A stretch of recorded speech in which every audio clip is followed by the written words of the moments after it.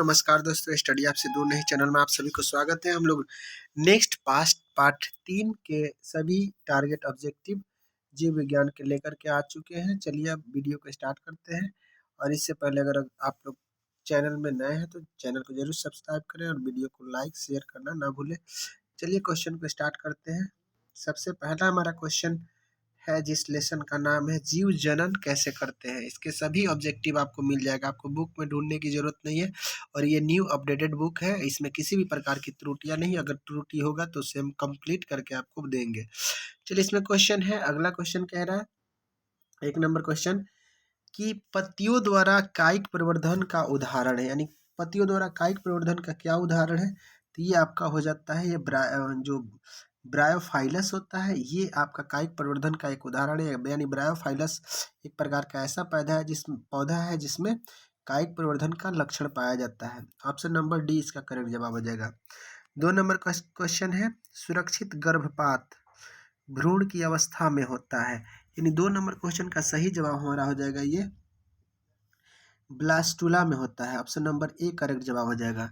अगला क्वेश्चन है निम्नलिखित में से कौन परिवार नियोजन साधनों में प्रयुक्त एक प्रभावी उपाय है। यानी परिवार को कंट्रोल करने के लिए सबसे अच्छा उपाय क्या है, तो डायफ्राम भी सही है, कंडम भी सही है, और कॉपर्टी या लूप, यानी ये सभी प्रकार के चीजें हैं जिससे हम लोग जनसंख्या नियंत्रण कर सकते हैं। ऑप्शन नंबर डी इसका करेक्ट जवाब हो जाएगा। सेप्टिक अल्सर हो सकता है, यानी पेस्टिक अल्सर कैसे हो सकता है। 4 नंबर क्वेश्चन का सही जवाब हो जाएगा ये लंबे समय तक अगर भूखे रहिएगा तो आपके पेट में एक प्रकार का सूजन हो जाता है। इसी को हम लोग पेस्टिक अल्सर के नाम से जानते हैं। यानी आंत में जाकर के सूज जाता है, जिसमें छोटे छोटे छाले पड़ जाते हैं, और ये इसके वजह से आपके भोजन नहीं पचते हैं और खाने की जो भी चीज़ें होती हैं उल्टी हो जाती हैं या अनपच जैसी स्थिति हो जाती है। इसको हम लोग पेस्टिक अल्सर के नाम से जानते हैं। अगला क्वेश्चन है निम्नलिखित में से नर युग्मक कौन से हैं। यानी नर युग्मक के नाम से कौन इसमें से जाना जाता है। ऑप्शन नंबर 20 का करेक्ट जवाब हो जाएगा। यानी शुक्राणु नर युग्मक के पार्ट है। गर्भाशय अंडाले अंडाले और अंडाणु और फ्लोपियन ट्यूब ये भी मादा के अंगक हैं। द्विखंडन पाया जाता है, यानी किसमें द्विखंडन का गुण पाया जाता है, तो ये जीवाणु जो होते हैं द्विखंडित होते हैं, यानी द्विखंडन का गुण पाया जाता है। ऑप्शन नंबर सी करेक्ट जवाब हो जाएगा। वर्तिका भाग है, यानी वर्तिका किसका एक भाग है, तो ये आपका क्वेश्चन नंबर या वर्तिका एक अंडाशय अंडाशय का एक भाग होता है। यानी पुष्पों का जो अंडाशय होता है उसी का एक भाग होता है, यानी फूल जो होते हैं उसके अंडाशय का भाग होता है। अगला क्वेश्चन हम लोग देखेंगे 8 नंबर हाइड्रा पाया जाता है। यानी हाइड्रा किस प्रकार में पाया जाता है, तो देखिए क्वेश्चन नंबर 8 हाइड्रा पाया जाता है किस में पाया जाता है, तो ये आपका जल में पाया जाता है, जल से संबंधित है, इसीलिए इसका ऑप्शन नंबर 8 का ये हो जाएगा। 9 नंबर क्वेश्चन कह रहा है उभयलिंगी जीव का उदाहरण है। निम्नलिखित में से कौन उभयलिंगी जीव का उदाहरण है। देखिए तो हाइड्रा जो होता है एक उभयलिंगी जीव का उदाहरण। ऑप्शन नंबर ए करेक्ट जवाब हो जाएगा। अगला क्वेश्चन हमारा है 10 नंबर पुष्पी पादपों में लैंगिक जनन होता है। यानी जो पुष्पी पादप होते हैं उसमें लैंगिक जनन किस प्रकार से होता है, तो ये 10 नंबर क्वेश्चन का सही जवाब हमारा हो जाएगा ऑप्शन नंबर बी फूलों के द्वारा होता है। अगला क्वेश्चन मानव मादा के जनन तंत्र का भाग नहीं है। यानी जनन तंत्र मादा में कौन नहीं पाया जाता है, तो देख लीजिए यहाँ पे शकवाहिका इसका मतलब हो गया जिससे शुक्राणु होकर के जाते हैं। शकवाहिका आपका नहीं होगा, बाकी सब देखिए सब होने वाला है। डिम्बवाहिनी होता है, अंडाशय होता है, गर्भाशय होता है, लेकिन शुकवाहिका नलिका नहीं पाई जाती है मादा में। इसमें कह रहा है नर युग्मक और मादा युग्मक के संलयन को निषेचन कहते हैं, संलयन को कहते हैं। तो आप देख लीजिए इसमें क्या कहलाता है। ऑप्शन नंबर 12 का कोई नहीं होगा, क्योंकि हमको नर युग्मक और मादा युग्मक के संलयन को हम लोग निषेचन कहते हैं। इनमें से कोई ऑप्शन नहीं है। ऑप्शन नंबर डी इसका करेक्ट जवाब हो जाएगा। इनमें से कोई ऑप्शन नहीं है। अगला क्वेश्चन है निम्नलिखित में से कौन एक लिंगी पादप का उदाहरण है। ये क्वेश्चन बहुत बार पूछा है, 15 में, 2017 में, 2019 और 2021 के फर्स्ट और सेकेंड पाली में पूछा हुआ है। तो 13 नंबर क्वेश्चन का सही जवाब हमारा हो जाएगा ये जो पपीता होता है एक एकलिंगी पादप के उदाहरण होते हैं। मुकुलन द्वारा प्रजनन किस में होता है। 14 नंबर क्वेश्चन का सही जवाब हमारा हो जाएगा ईस्ट में, यानी ईस्ट में मुकुलन द्वारा प्रजनन होता है। फूलों यानी पुष्पों के नर अंग को क्या कहते हैं। यानी फूलों के जो नर अंग होते हैं उसे पुंकेसर कहते हैं। ऑप्शन नंबर ए हमारा सही जवाब हो जाएगा। अगला क्वेश्चन कह रहा है द्विखंडन होता है, यानी द्विखंडन किसमें होता है? 16 नंबर क्वेश्चन का सही जवाब हमारा हो जाएगा, यानी अमीबा में भी होता है द्विखंडन, पैरामीशियम में भी होता है और लिस्मैनिया, यानी उपर्युक्त सभी में इसका जवाब हो जाएगा। निम्न में से किस जीव में बहु विखंडन होता है? यानी कौन ऐसा जीव है जिसमें बहुत विखंडन होता है? तो ये आपका हो जाएगा मलेरिया परजीवी मच्छर में, यानी मलेरिया पैदा करने वाली जो परजीवी मच्छर होता है उसमें बहुविखंडन का गुण पाया जाता है। ब्रायोफाइलम के कौन से भाग में कायिक प्रवर्धन होता है? यानी ब्रायोफाइलम जो होता है उसके किस भाग में कायिक प्रवर्धन होता है? तो ये पत्तियों में होता है। ऑप्शन नंबर 18 का ए हो जाएगा सही जवाब। अगला 19 नंबर मानव मादा में अंडाणु निषेचन कहाँ होता है? तो ये आपका फ्लोपियन ट्यूब में होता है। ऑप्शन नंबर डी इसका सही जवाब हो जाएगा, यानी मादा का जो अंडाणु होता है उसका निषेचन फ्लोपियन ट्यूब में ही होने लगता है। तने द्वारा कायिक प्रवर्धन होता है, यानी तना के द्वारा कायिक प्रवर्धन किस में होता है? तो हल्दी में भी तना से होता है, पुदीने से भी होता है, अदरक से, यानी ये सभी तन्ने खाने वाले भाग है। हल्दी हद कर दिया आपने, प्याज, हल्दी, अदरक, आलू ये सभी तन्ने वाले भाग है, ऊपर सभी हो जाएगा। अगला क्वेश्चन है खंडन द्वारा जनन होता है, यानी किसमें खंडन द्वारा जनन होता है? तो ऑप्शन एक्स क्वेश्चन नंबर 21 का हो जाएगा बी, यानी सितारा मछली जो होता है उसमें खंडन द्वारा जनन होता है। बी नंबर इसका सही जवाब हो जाएगा। कायिक प्रवर्धन संभव होता है, यानी कायिक प्रवर्धन किस प्रकार में संभव होगा? तो ये तना वाला में हो जाएगा, जड़ वाला में भी हो जाएगा और पत्ती वाला में हो जाएगा। उपर्युक्त सभी में कायिक प्रवर्धन देखने को मिलता है। बहुत सारे ऐसे पौधे होते हैं जिसके पत्तियों से भी पेड़ निकाले जाते हैं, यानी उसके पत्ती में ही ऑलरेडी छोटे छोटे नन्हे नन्हे पेड़ जम जाते हैं और किसी के तना को काट दीजिए, जड़ को काट करके इस्तेमाल कर सकते हैं। कायिक प्रवर्धन मतलब एक नए पौधे का प्रजनन कराया जा सकता है। तन्ने पर अपस्थानिक कलियां पाई जाती है, यानी तन्ने पर अपस्थानिक कलियां कहाँ पाई जाती हैं? तो आलू में भी देख लीजिएगा, पुदीना और ब्रायोफिलम में भी पाया जाता है। उपयुक्त सभी इसका सही जवाब हो जाएगा। क्वेश्चन नंबर 24 हमारा देखते हैं। क्वेश्चन नंबर 24 कह रहा है कि मुकुलन द्वारा अलैंगिक जनन होता है, यानी मुकुलन द्वारा अलैंगिक जनन कहाँ होता है? तो ये आपका हो जाता है हाइड्रा में। ऑप्शन नंबर ए करेक्ट जवाब हो जाएगा। अलैंगिक जनन मुकुलन द्वारा होता है, यानी अलैंगिक जनन किसमें? मुकुलन द्वारा होता है, तो ये आपका ईस्ट में हो जाएगा। ऑप्शन नंबर देखिए, मुकुलन द्वारा अलैंगिक जनन और अलैंगिक जनन मुकुलन द्वारा, यानी ईस्ट और हाइड्रा। क्वेश्चन को आप समझ के पढ़िएगा, कभी भी मिस्टेक नहीं कर पाइएगा। इसीलिए अगला क्वेश्चन इसमें है, निम्नलिखित में से कौन सा मानव में मादा जनन तंत्र का भाग नहीं है? यानी मादा जनन तंत्र का भाग इसमें से कौन सा नहीं है? आपका गर्भाशय है, डिंबवाहिनी है, अंडाशय है, लेकिन शुक्र वाहिका यानी शुक्राणु जहाँ से गुजरता है वो नहीं है, मादा जनन नहीं है, ये पुरुष जनन अंग है। इसीलिए ऑप्शन नंबर 26 का सी हमारा गलत जवाब हो जाएगा इसका, क्योंकि गलत ही पूछ रहा था। परागकोश में होते हैं, परागकोश में क्या होंगे? परागण होंगे। 27 नंबर क्वेश्चन का सही जवाब हो जाएगा ऑप्शन नंबर डी। अगला क्वेश्चन है, गतिशील जनन कोशिका को नर युग्मक तथा जिस जनन कोशिका में भोजन का भंडार संचित होता है, यानी जिस जनन कोशिका में भोजन का भंडार संचित होता है उसको क्या कहते हैं? मादा युग्मक कहते हैं। ऑप्शन नंबर डी इसका करेक्ट जवाब हो जाएगा। 29 नंबर क्वेश्चन हम लोग चलते हैं कि कह रहा है एड्स रोग का प्रमुख कारण क्या होता है? यानी एड्स कैसे हो जाता है, इसका कारण क्या हो जाता है? तो इसमें असुरक्षित, यानी अगर हम सुरक्षा पर ध्यान नहीं देंगे, किसी भी प्रकार के ऐसे व्यक्ति के संपर्क में आ जाएंगे जो मतलब उसका रोग वाहक हो, तो हमें आसानी से हो सकता है। खून की कमी, पोषण की कमी, विटामिन की कमी, ये सभी उसका कारण नहीं है, असुरक्षा है। उसको उससे हमें पाबंदियाँ करेंगे तो कोई भी प्रकार के ऐसे रोग नहीं होंगे। पंखुड़ियों का रंग अधिकतर, यानी जो पंखुड़ी होता है उसका अधिकतर रंग कैसा होता है? तो हरा होता है। ऑप्शन नंबर बी करेक्ट जवाब हो जाएगा। फूल का कौन सा भाग फल में बदलता है? यानी फूलों का कौन सा भाग होता है जिससे फूल बन जाते हैं? तो अंडाशय होता है, जिसपे अंडाशय होता है उसी वही परिवर्तित हो जाता है। पराग नलिका की बीजांड की ओर वृद्धि करना किस प्रकार का अनुवर्तन से संबंधित है? ये 32 नंबर क्वेश्चन का सही जवाब हो जाएगा रसायनानुवर्तन, यानी केमोट्रॉपिज्म इसका करेक्ट जवाब हो जाएगा। अगला क्वेश्चन है हमारा क्वेश्चन नंबर 34 हो गया, नहीं, सॉरी 32 हो गया। 33 नंबर क्वेश्चन देखते हैं। 33 नंबर क्वेश्चन कह रहा है माँ भ्रूण को माँ के रुधिर से पोषण मिलता है। इसके लिए विशेष संरचना होती है जिसे कहते हैं, यानी माँ के भ्रूण के लिए जो विशेष प्रकार की परिस्थिति पोषण होता है उसको क्या होता है, तो प्लेसेंटा होता है। प्लेसेंटा के माध्यम से उसका पोषण मिलता है। ऑप्शन नंबर 34 का सी जवाब हो जाएगा। निम्नलिखित में से कौन पुनरुद्ध भवन का उदाहरण है? निम्नलिखित में से कौन सा पुनरुद्ध भवन का उदाहरण है? 34 नंबर क्वेश्चन का सही जवाब हो जाएगा ऑप्शन नंबर ए हाइड्रा।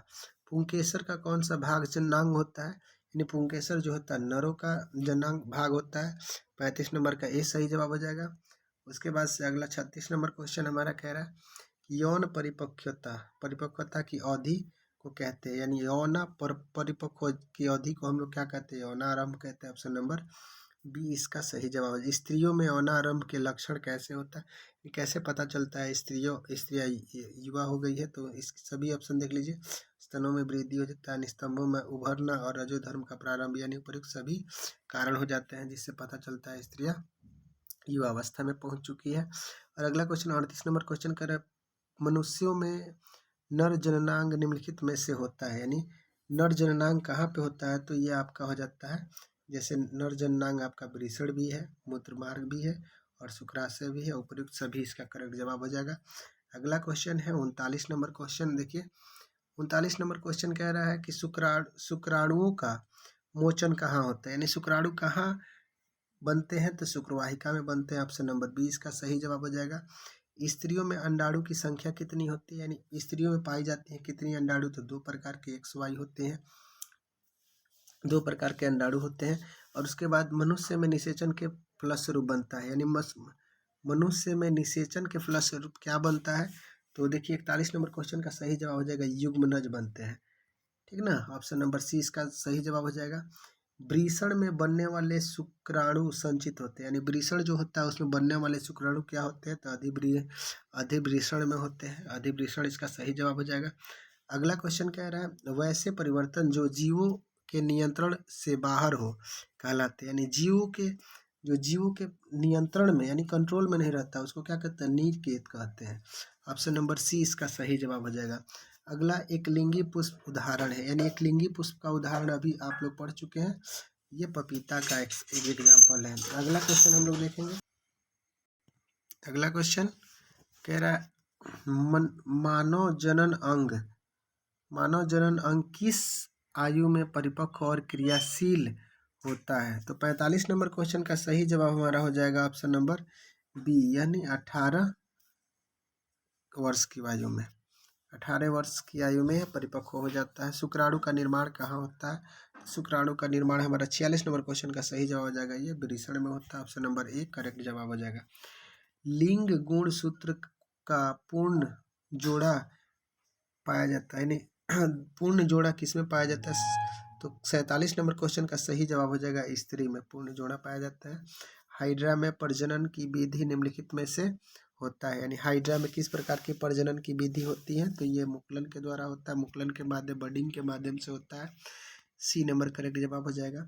अगला क्वेश्चन है पुष्प का कौन सा भाग परागकण बनाता है? यानी परागकण बनाने वाला पुष्प का कौन सा भाग होता है? तो पुंकेसर होता है। ऑप्शन नंबर सी इसका सही जवाब हो जाएगा। अगला क्वेश्चन हमारा है गन्ना गुलाब अंगूर की कृषि में किस जनन विधि का प्रयोग किया जाता है? 50 नंबर क्वेश्चन का सही जवाब हमारा आ जाएगा ऑप्शन नंबर बी, ये कायिक प्रवर्धन का इस्तेमाल किया जाता है। अगला क्वेश्चन है मादा जनन अंग में 2 अंडवाहिनी संयुक्त होकर के एक लचीली थैलानुमा संरचना का निर्माण करती है, और जो थैलानुमा संरचना बनती है उसे क्या कहते हैं? तो ये गर्भाशय होता है। ऑप्शन नंबर सी सही जवाब हो जाएगा। 52 नंबर क्वेश्चन कह रहा है माँ के रुधिर से पोषण मिलता है, यानी माँ के रुधिर से किस प्रकार पोषण मिलता है? तो ये आपका भ्रूण को मिलता है, यानी माँ का जो खून होता है भ्रूण को पोषण देने का काम करता है। अगला क्वेश्चन है अगला क्वेश्चन 53 नंबर कह रहा है मानव मादा में गर्भकाल का समय कितना होता है? तो ये तो सबको पता है 9 माह 9 तरीके 27 270 से 280 दिन के बीच में होता है। अगला क्वेश्चन हम लोग देखेंगे, क्वेश्चन नंबर हमारा 54 कह रहा है कि ऋतुस्राव, रजोधर्म या मासिक चक्र का समय क्या होता है? इसका समय कितना होता है? 54 नंबर क्वेश्चन में ऑप्शन आप लोग देख सकते हैं। तो इसका सही जवाब हो जाएगा हमारा 1 से 8 दिन कम से कम ये कंटिन्यू रहता है। उसके बाद अगला है बीज रहित, बीज विकसित होता है, यानी बीज विकसित कहाँ पे होता है? तो इस क्वेश्चन का सही जवाब हमारा हो जाएगा बीजांड में, ऑप्शन नंबर डी करेक्ट जवाब हो जाएगा। अगला है निम्नलिखित में से कौन सा लैंगिक जन संचारित रोग है, यानी जो जनन से संबंधित बीमारी है वह कौन सा बीमारी है? तो 56 नंबर क्वेश्चन का सही जवाब हो जाएगा सुजाक भी है, आंत ज्वर भी है और एड्स भी है। ये आपका ऑप्शन नंबर इस क्वेश्चन में ऑप्शन नंबर डी यानी बी और सी हो जाएगा, यानी सुजात और एड्स ये आपका लैंगिक संबंधित जनन रोग है, यानी ये बचपन से ही किसी आप माता पिता के माध्यम से आ सकता है। जनन कितने प्रकार के होते हैं? तो 57 नंबर क्वेश्चन का सही जवाब हमारा हो जाएगा ये 2 प्रकार के होते हैं, ऑप्शन नंबर ए करेक्ट जवाब हो जाएगा। 58 नंबर क्वेश्चन है मानव में नर जनन ग्रंथि कहलाता है, यानी मानव में जो नर जनन ग्रंथि होता है उसे वृषण कहते हैं, ऑप्शन नंबर ए सही हो जाएगा। भ्रूण का विकास कैसे होता है? तो भ्रूण का विकास ये होता है गर्भाशय से, यानी 59 नंबर क्वेश्चन का सही जवाब हमारा सी हो जाएगा। पराग कोश में क्या पाए जाते हैं? तो पराग कोश में क्या पाएंगे? पाए जाएंगे परागण पाए जाएंगे, ऑप्शन नंबर सी इसका सही जवाब हो जाएगा। स्त्री केसर के आधारीय भाग को कहते हैं, यानी स्त्री केसर जो होता है उसके आधारीय भाग को हम अंडाशय कहते हैं, ऑप्शन नंबर बी इसका सही जवाब हो जाएगा। पुंकेसर का अग्र भाग को कहते हैं, यानी जो नर भाग होता है फूलों के नर भाग के अगले भाग को, यानी पुंकेसर के अगले भाग को हम लोग परागकश कहते हैं। परागकश सही जवाब ऑप्शन नंबर बी हो जाएगा। 63 नंबर क्वेश्चन निषेचन की क्रिया किस जीव में मुख्यतः होता है? निषेचन की क्रिया किस जीव में सबसे ज़्यादा होता है? तो ये आपका हो जाएगा पुष्पी पादप और जंतुओं में, यानी जो फूल देने वाले पौधे होते हैं उसमें और जंतुओं में ये क्रिया होती है। पूर्ण विकसित अंडाशय कहलाता है, यानी पूर्ण रूप से जो अंडाशय विकसित हो जाता है उसको बीजांड कहते हैं, ऑप्शन नंबर ए इसका सही जवाब हो जाएगा। 65 नंबर क्वेश्चन निम्नलिखित में से कौन सा जीवाणु जनित रोग नहीं है, यानी किससे जीवाणु से होने वाला रोग नहीं है? तो 65 नंबर क्वेश्चन का सही जवाब हमारा हो जाएगा ये मस्सा जो है जीवाणु जनित रोग नहीं, बाकी सभी जीवाणु जनित रोग है। 66 नंबर क्वेश्चन कह रहा है निम्नलिखित में से कौन सा एक उभयलिंगी जंतु है, यानी 66 नंबर में उभयलिंगी जंतु का एग्जाम्पल जो हो जाएगा आपका केचुआ हो जाएगा, ऑप्शन नंबर ए सही जवाब। नर युग्मक और मादा युग्मक के संयोग से बनता है जायगोट बनता है, जिससे हम लोग जायगोट को क्या कहते हैं? तो निषेचन क्रिया विधि के माध्यम से बनने वाला भ्रूण कहलाता है, जायगोट बनता है, भ्रूण हो जाएगा, ऑप्शन नंबर जायगोट कहिए भ्रूण कहिए।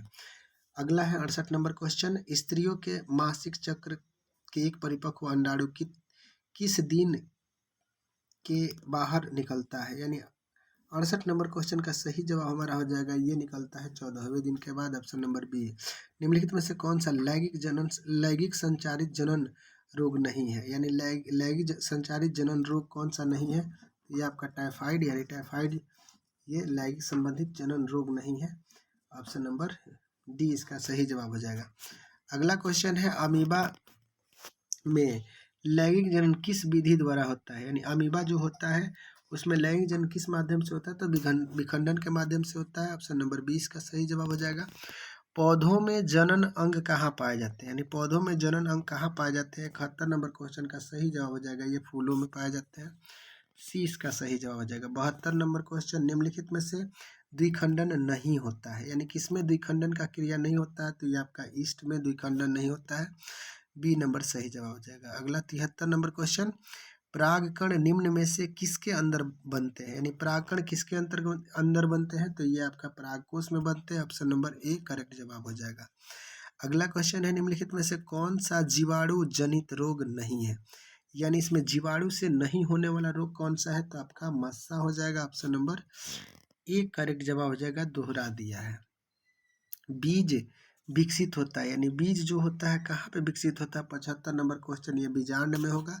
अगला है अलैंगिक जनन की विधि है, यानी अलैंगिक जनन किस प्रकार की विधि है? तो ये मुकुलन में भी होता है, बीजाणु जनन में भी होता है, विखंडन में भी होता है, यानी उपर्युक्त सभी इसका करेक्ट जवाब हो जाएगा। घेघा रोग पनपता है, यानी घेघा रोग कहाँ पनपता है? तो आयोडीन के कमी से पनपता है और गर्दन में पनपता है। प्रथम मासिक धर्म का प्रकट होना कहलाता है। यानी प्रथम बार जो मासिक धर्म आता है उसे क्या कहते हैं? मेनार्थ कहते हैं। मेनार्थे के नाम से उसको जाना जाता है। ऑप्शन नंबर 68 का बी सही जवाब हो जाएगा। अगला क्वेश्चन है, निम्नलिखित में से कौन कृत्रिम कायिक प्रवर्धन का एक विधि है? यानी कृत्रिम कायिक प्रवर्धन का विधि कौन सा हो जाएगा? कलम लगाना। यानी पौधों को क्या करते हैं हम, थोड़ा सा मिट्टी किसी चीज़ से बांध देते हैं, वहाँ से जब छोटे छोटे मतलब सोर दिखने लगते हैं तो उसको काट करके पौधा बना लेते हैं। या दाब कलम या फिर कलम बंधन, यानी उपयुक्त सभी इसका सही जवाब हो जाएगा। ऑप्शन नंबर डी करेक्ट जवाब हो जाएगा।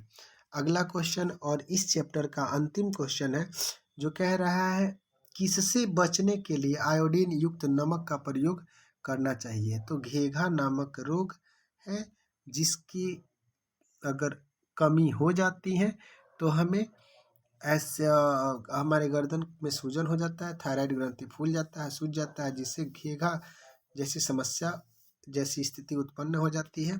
और इसी के साथ आज हम लोग लेसन 3 को कंप्लीट किए और उम्मीद करते हैं कि आपको यह वीडियो पसंद आया होगा। अगर पसंद आया होगा तो इस वीडियो को अपने दोस्तों के पास ज़रूर शेयर करें, और इस चैनल पर अभी तक नए हैं तो मेरे मोटिवेशन के लिए मेरे भाई कम से कम चैनल को सब्सक्राइब कर लें, वीडियो को लाइक कर लें, इससे हमें मोटिवेट मिलता है। और आपका जो भी बेनिफिट हुआ हो ज़रूर अपने कमेंट में कमेंट कीजिएगा, उससे हमें भी थोड़ा सा उसमें सुधार करने की ज़रूरत होगी तो सुधार किया जाएगा। मिलते हैं नेक्स्ट वीडियो में। Thank you for the watching. जय हिंद।